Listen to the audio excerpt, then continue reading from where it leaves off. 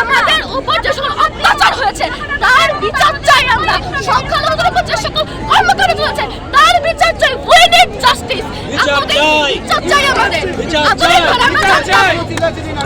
আমরা জানতাম সেফ বাংলাদেশের স্টুডেন্ট, এখন তো জোর গলায় বলতে হবে সেফ বাংলাদেশের হিন্দু রিলিজিয়াস পিপল। এইসব কেন বলতে হবে? এটা না স্বাধীন বাংলাদেশ, 1971 সালে স্বাধীন হয়েছে, সেটা আমরা জানতাম। কিন্তু এখন দেখতেছি 1971 যে স্বাধীনতা আসছে সেইটাও স্বাধীনতা না, 36 জুলাই স্বাধীনতা আসছে। স্বৈরাচারী শাসকদের বিনাশ হয়েছে, তো নৈরাজ্য তো বন্ধ হয় নাই, অশান্তি তো বন্ধ হয় নাই। এইটা কেন বন্ধ হয় নাই? কেন বিচার চাই? বিচার চাচ্ছি আমরা। আমাদের উপর কেন ভালোভাবে কথা বলছে না? আমরা তো এই দেশের নাগরিক, তাহলে আমাদের মতো বাদ করে দিন। দেশের অর্থনীতিতে আমাদের হিন্দুদের যে সকল অবদান রয়েছে, আমাদের টাকা পয়সা মধ্যে দিতেন ভাই, আমার নাগরিকত্ব লাগবে না, আমরা অন্য দেশে চলে যাই। কিন্তু না, আমাদের বাড়িঘর চালাই দিবে, আমাদেরকে রাস্তা ফকির বানাই দিবে। তারপরও আমাদের কিন্তু থাকতে হবে, আমাদের দেশে অর্থনীতিতে কন্ট্রিবিউট করতে হবে। এইসব কেন ভাই? আমাদের বিচার চাই। আমরা এই দেশে জন্ম হয়েছি, আমরা সংস্কৃতিতে বড় হয়েছি, আমরা এই দেশের মাটি জল আকার মতো সব কিছু পাইছি। তো তারপরও আমরা এই দেশের কেউই না। কোনো কিছু হইলেই হিন্দু বাবা মায়ের আজকে আমার বাবা বলতেছে মায়ের স্কুলে যাইস না, কেন যাবো না? মায়ের বাবা থেকে বের হইস না, কেন বের হবো না? ভয়াবহ আতঙ্ক হবে। আমি কোরআনিয়াতে থাকি ভাই, আমার কোরআনিয়াতে 2টা 2.5 বছর ডাকাতি হয়, হয় না আপনার সমস্ত হিন্দু ভাইরা অসন্তোষণ করে দেয়। তো মুসলিম ভাইয়ের গা ছুরি খমকি যেখানে আছে কলের বদল ভাই রাস্তায় আমার এলাকা ডাকাতি হয়েছে, আমার এলাকার পাশে হিন্দু বাড়িতে ডাকাতি হয়েছে, আগুন জ্বালাই দিচ্ছে। কই একটা হিন্দু বাড়িতে ডাকতে দেখি না? ওদের হচ্ছে কুয়া মাদ্রাসা তিরিশটা দাঁড়ায় আছে, কারা দাঁড়ায় আছে? মুসলমান দাঁড়ায় আছে। গুইটা দেখেন কয়টা হিন্দু ছেলে দাঁড়ায় আছে, কেন দাঁড়ায় নাই?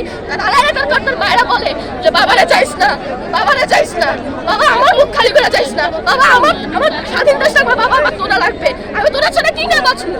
এইসব কেন ভাই? সংখ্যালঘুদের উপর যে সময় অত্যাচার হচ্ছে তাই বিচার আমরা চাই। We want justice.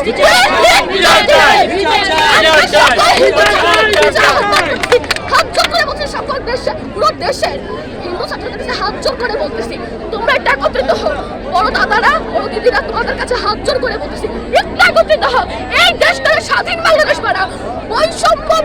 বৈষম্য নামক যে জিনিসটা সেটাকে উৎখাত করে দাও। নারী পুরুষ সমতা যেমন থাকবে, সকল ধর্ম, সকল জাতি, সকল বর্ণ সকলের কাছে, শুধুমাত্র হিন্দুদের জন্য না, বৌদ্ধ, খ্রিস্টান, চাকমা, মারমা যারা আছে সকলকে নাগরিকত্ব যেমন দিচ্ছেন, সকলকে নাগরিক নামের যে অধিকারটা, নাগরিক নামের যে শব্দটা, সেই শব্দটা যথার্থ ব্যবহার করতে দেন, প্রয়োগ করতে দেন। আমি আপনাদের কাছে হাত জোর করে বলতেছি একটু আমাদের পাশে থাকেন। রাষ্ট্র সংস্কারের কাজ শুরু হয়ে গেছে, এখন জাতি সংস্কারের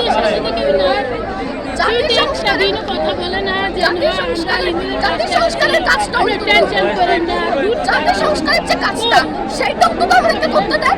আমরা একটা সুস্থ সুন্দর সোনার বাংলাদেশ তৈরি করবো, আমরা একটা সমৃদ্ধ বাংলা তৈরি করবো। আমাদের সংখ্যালঘুদের উপর যে সময় অত্যাচার হচ্ছে আমরা তা রুখে দিব। একটু পাশে থাকেন। আমাদের এই যে আজকে চাঁদপুরে হাহাকার পড়ে যায়, বড় আমরা ভাই বোনেরা ঘুমাতে পারি না, আমার ভাইয়েরা রাস্তায় রাস্তায় দাঁড়ায় থাকে, চিপায় দাঁড়ায় থাকে, এই গলিটা ঢুকে যাবে টাকা।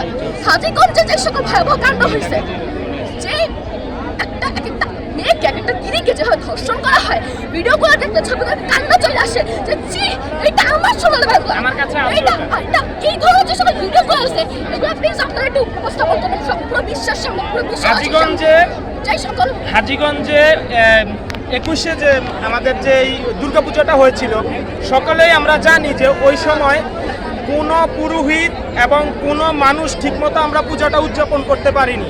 এর একটাই কারণ যে তারা আমাদের উপরে যেই পরিমাণ আক্রমণ করেছিল, আমরা কোনো সরকারের বিরুদ্ধে না, কোনো রাষ্ট্রের বিরুদ্ধে না। আমরা বলতে চাই আমরা তো এই দেশে কেন সংখ্যালঘু? আমরা তো আর এই দেশে ভেসে আসিনি, আমরা এই দেশের নাগরিক। আমাদের উপরে কেন এরকম অত্যাচার? আপনারা সকলেই জানেন যে 2021 সালে যে দুর্গাপূজাটা হয়েছিল আমাদের চাঁদপুর জেলার হাজীগঞ্জ উপজেলায়, সম্ভবত 13 বছরের একটা মেয়েকে, মানে আমি বলতেও এখন লজ্জাবোধ হচ্ছে, 3 জনে মিলে একটা মেয়েকে রেপ করেছে। এটা আমার কাছে ছবিটা আছে। তো আপনারা বলেন এটাকে এখনো বিচার হলো না কেন? আজকে 3 বছর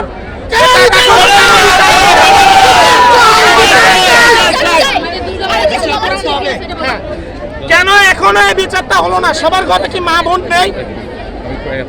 সংকটে হুমান জবাব দেন আপনারা সকালে